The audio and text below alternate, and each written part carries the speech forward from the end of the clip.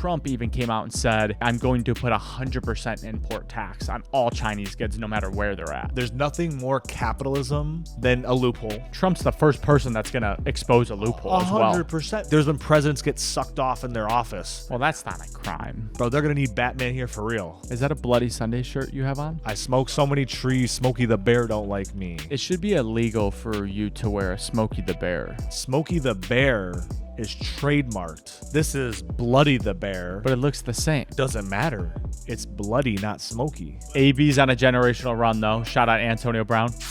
Welcome to The Real Oshow. I'm Zachary. And I'm Joshua, and we're brothers chasing the curiosities of our life. And on this show, we'll deep dive the most influential people, music, and topics going on in the world. And on today's episode, we talk about a bunch of random shit. Mexico, NFL contracts, China. We talk Bloody Sunday. Am I missing something? The stock market got hacked. Stock market got hacked. But check it out. I gotta stack out this gold. I tell you I'm on the road.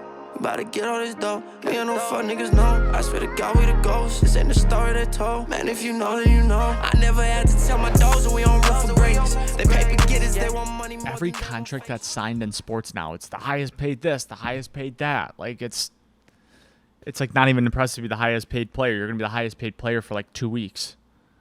And then it's going to be this guy's the new highest paid player. And everyone just resets the market. I'm curious what happens because at some point sports are going to have to reset. Like at some point, people aren't going to afford the tickets. People aren't going to go. People are disinterested. Something's going to happen. There's going to be this like outcry. And they're not going to be able to pay a wide receiver $35 million a year. I am so convinced that professional sports are going to get reset.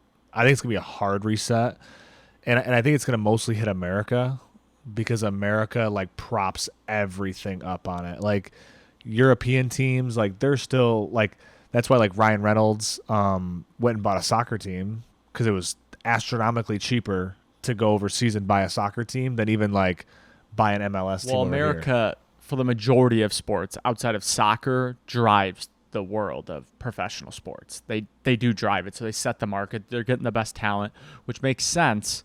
But like, it's hard for me to comprehend at this point that wide receivers and people are making $30 million, $35 million. Quarterbacks are making $55 million. Like, it's just, I'm like, in my head, I'm like, yes, I know those teams in the NFL are making that money, but I'm like, but for 10 years?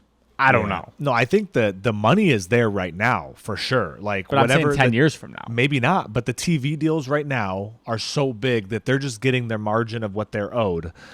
To me, though, that's why I feel like Mark Cuban got out of the sports game, because I feel like he knew that at some point it's going to get out. It's like when he did the Yahoo stock. Everyone's like, oh, he got out a little early, like he was dumb. And it's like, no. You got to get to a point where he already 20x'd his money.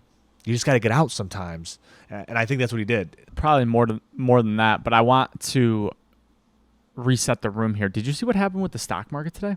No. And I guess this might come out a little late, but the stock market was hacked. The New York Stock Exchange was hacked. So Warren Buffett lost 99% of his net worth at one point. Obviously, artificially, it got changed, but at one point was 99% down in his net worth. Is that why he tweeted for the first time? Yeah, and he was like, hold. Because like Berkshire Hathaway was down like 90%. Barrick Gold, which is like obviously a gold stock, which I hold because a lot of like the big insider money buys it. So I was like, okay, Warren Buffett buys it. And it was down 99% today. And I saw a tweet and I was like, it was like 25 cents today. I was like, but then I was like, oh, okay, got fucking hacked. It's all good. I mean, who hacked it? Did they say who hacked it? I don't fucking know. They're going to be like, China hacked this. Of course, but it was probably somebody who lives right next door to the New York Stock Exchange that hacked it. It was probably some like 13-year-old on a Roku TV that just was like, I'm just smarter than everyone else.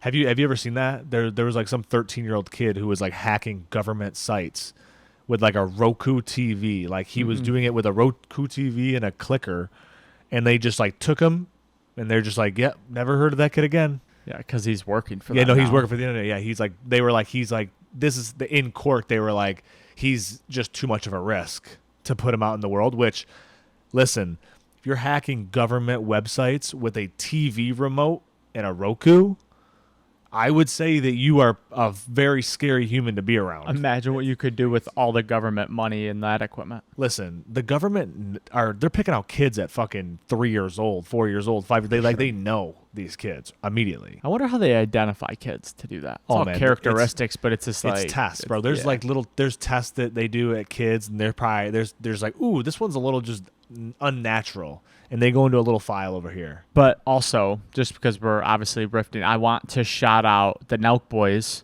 for releasing their claim on our Facebook video that had 79 views. So we can now monetize that video on Facebook. So shout out to the boys, shout out to the family. Appreciate it. They're a huge reason why we started this whole thing. So yeah, 100%. They helped. They were inspiration to us. But also, like, shout out Kyle, shout out John Shahidi, Sam Shahidi. They didn't want that 79 viewed video to get monetized too much. They were like, bro, you guys keep that 6 cents. Bro, you guys do it. I respect it. Hopefully one day we make them regret it, though. Hopefully.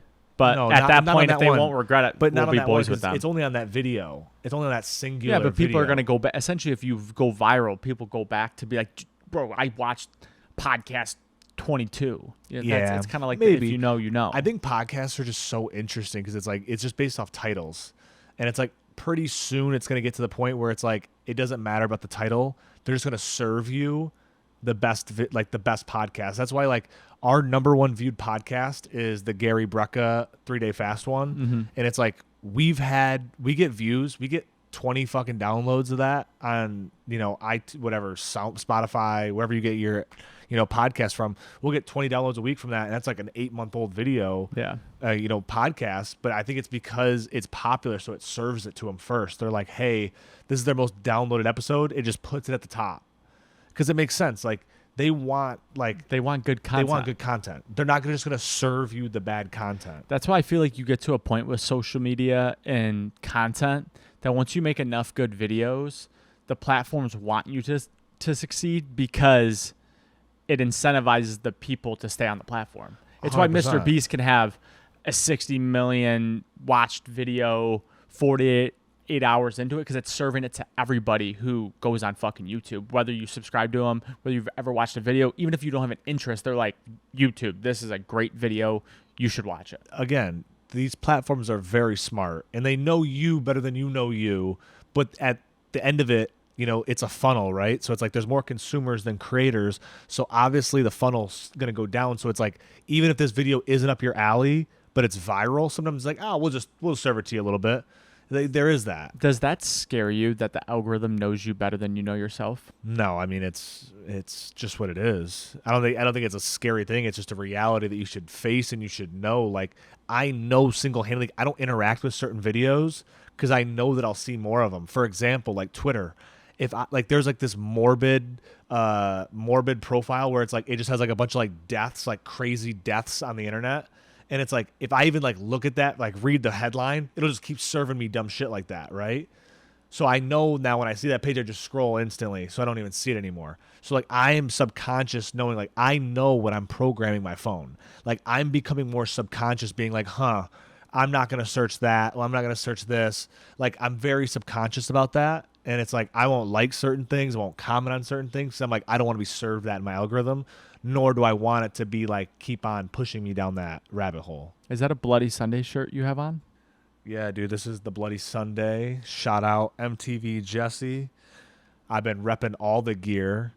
I have several shirts. I don't even like to wear them out because they're so nice quality that I'm like, fuck, dude, I just feel like I'm going to like destroy this shirt. There's nothing more appealing than a too good shirt to wear out. Listen, like I buy my Sunday shirts and I'm like, bro, this is a perfect podcast shirt.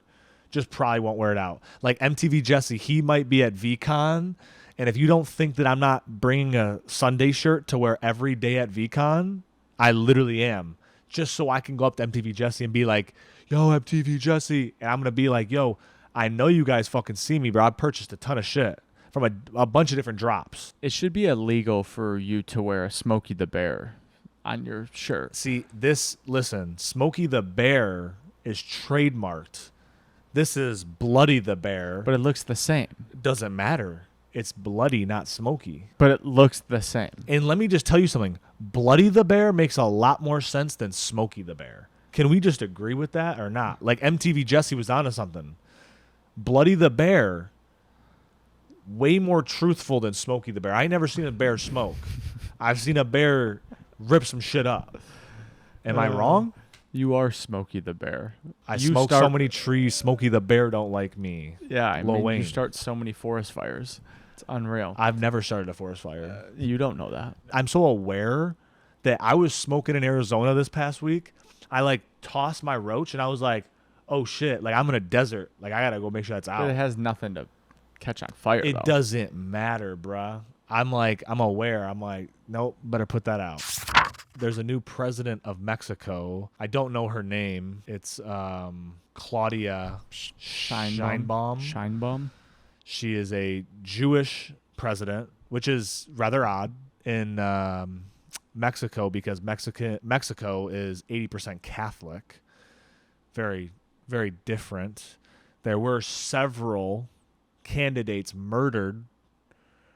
You know, it could have been cartel stuff. Could have been something else. Amazing. So the U.S. put her in charge. For sure. Amazing. Someone put her in charge. The U.S. I'm not up on Mexican politics. I was just reading a bunch today about it, and it just makes me think like it was a little fishy. Like she kind of came out of nowhere, which again, there's a lot of politicians that could come out of nowhere, and again, a politician coming out of nowhere means that they got put there. For sure. Have you ever seen the campaign?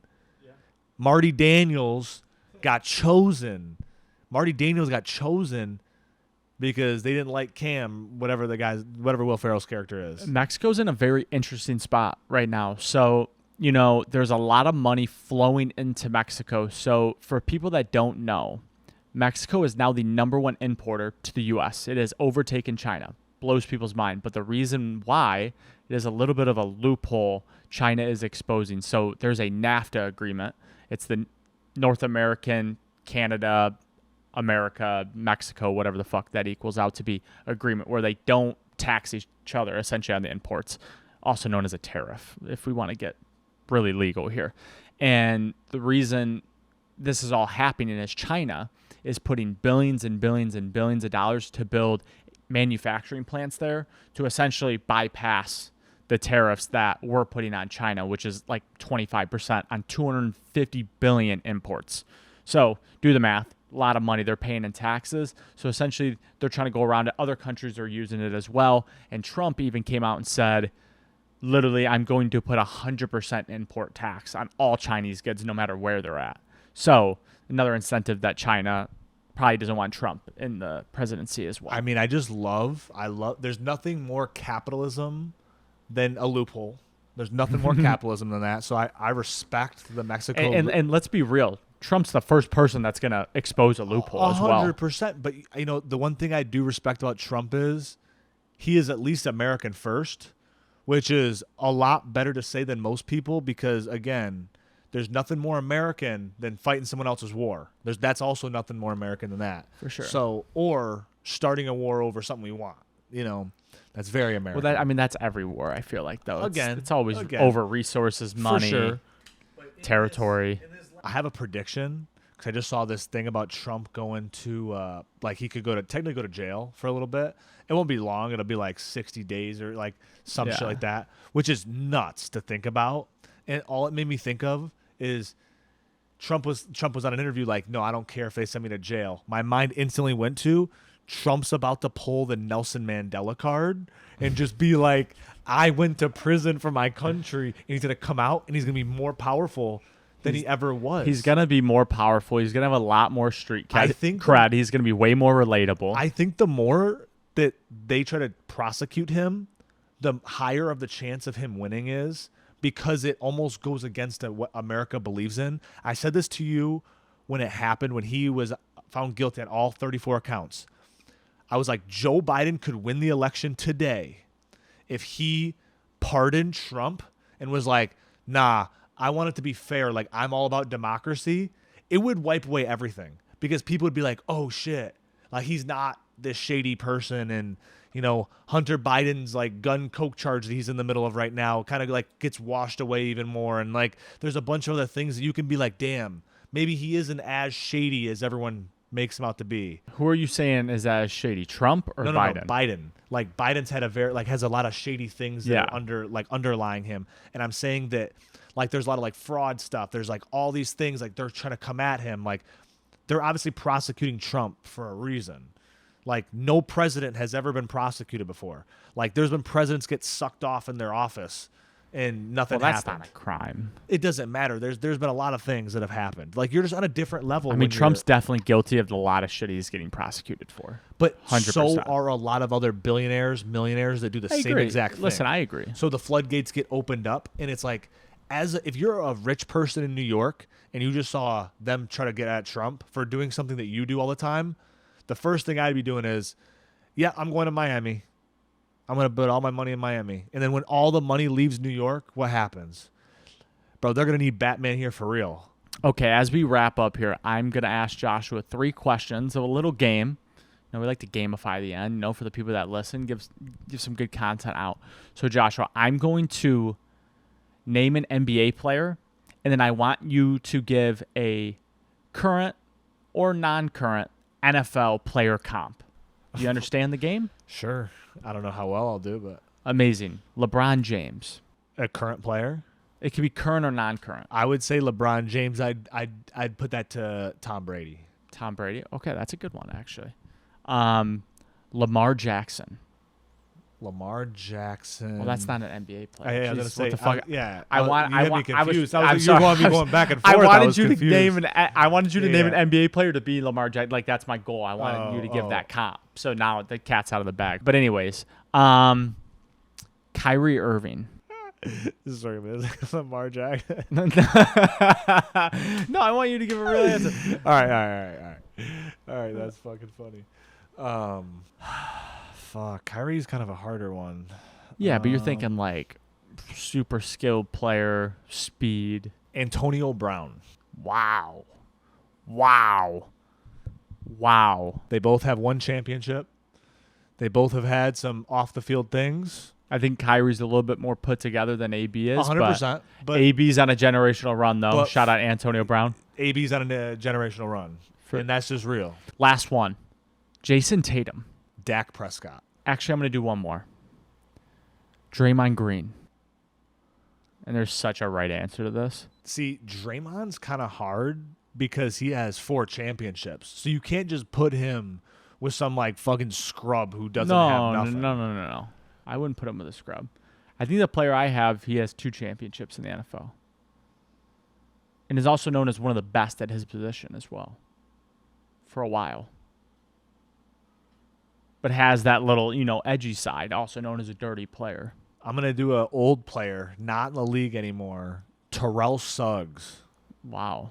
Terrell Suggs wasn't known as really a dirty player, though. I thought he was. No, I don't think so.